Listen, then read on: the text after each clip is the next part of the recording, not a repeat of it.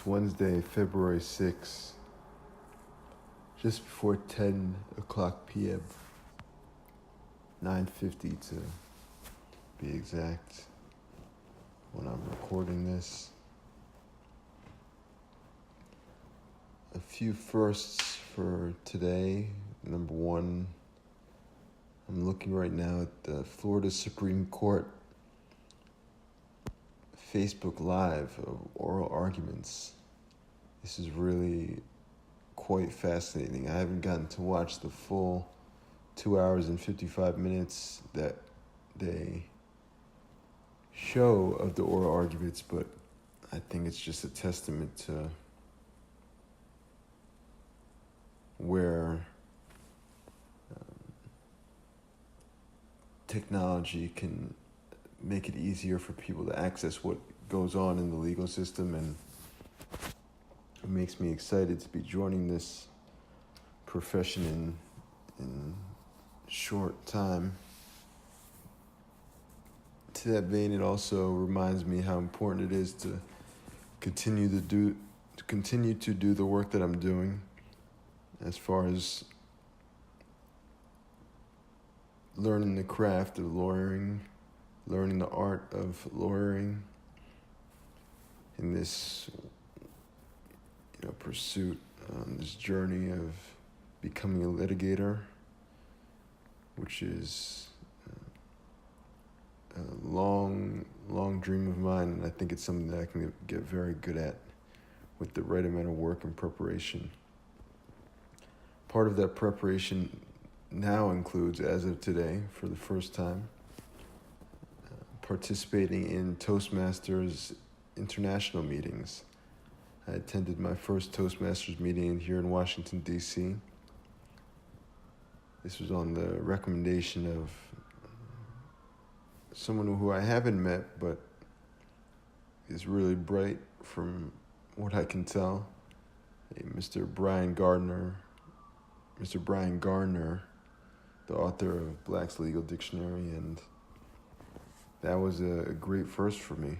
I think that it will be very beneficial for me to practice in the meeting, and the meeting was great. The meeting was absolutely fantastic. And as I sit here, I think what I want to share, and just for a couple of minutes, is a bit about the importance of follow through on different ideas and ambitions. I think that I experienced follow through today in my own life by putting into practice a lot of the tips that I learned from reading that I do.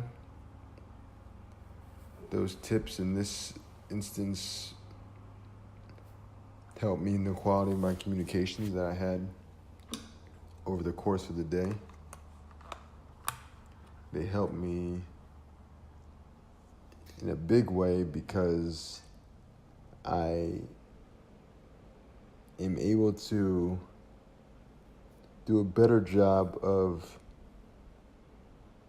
one, getting what I want from the communication, but also making it clear to whoever I'm communicating with, to the best of my ability, exactly what it is I can or cannot offer them. I think that a lot of times in our communications, we can hide the ball. And by hide the ball, I mean not exactly be committed to delivering an affirmative or a negative in our communications, and giving a yes or a no. Usually in communications, people like to stay in the middle. They like to hedge. And I think that hedging, at least for me right now at this moment, is an indication of not following through. It's a failure to follow through. when I played basketball growing up, that was a very big concept about after you shoot the ball, right? After you shoot the ball, you're supposed to follow through. And as I say that, I'm motioning like a basketball shot. And when you release the ball, your fingertips are down like they're in a cookie jar. Like you can, if you close your fingers like a claw, or like a claw in an arcade that's going to get a toy, that's where your fingers are. There's the follow through. And I think that in my communications today, I was really able to follow through on each instance where there was something important to discuss. And that concept of follow through is just coming to me, as far as how or one way rather to go about communicating that can be effective for me. So as I move forward with my communications and see that and experience that, and this can be in-person communications, email communications, or longer form communications, whether it be over the course of an hour or 2 hours in the case of a class setting, or any other kind of professional setting like in the Toastmasters meeting today.